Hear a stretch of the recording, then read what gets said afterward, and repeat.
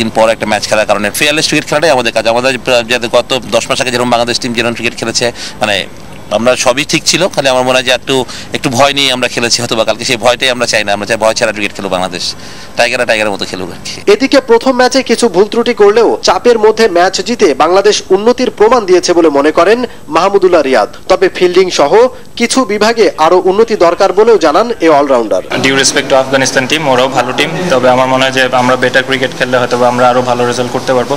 তো যেহেতু first match 10 মাস পর, ফলে আমরা ওই জিনিসটা আরো, যেটা আগে বললাম যে ভালোভাবে ব্যাক করে কামব্যাক করে আরো ভালোভাবে কীভাবে পারফর্ম করা যায় ওইদিকে ফোকাস করব, এবং সিরিজটা যেহেতু আমরা নেক্সট ম্যাচে কনফার্ম করতে পারি সেটাই চেষ্টা করব। সিরিজের দ্বিতীয় ওয়ানডেতে বুধবার আফগানিস্তানের বিপক্ষে মাঠে নামবে বাংলাদেশ।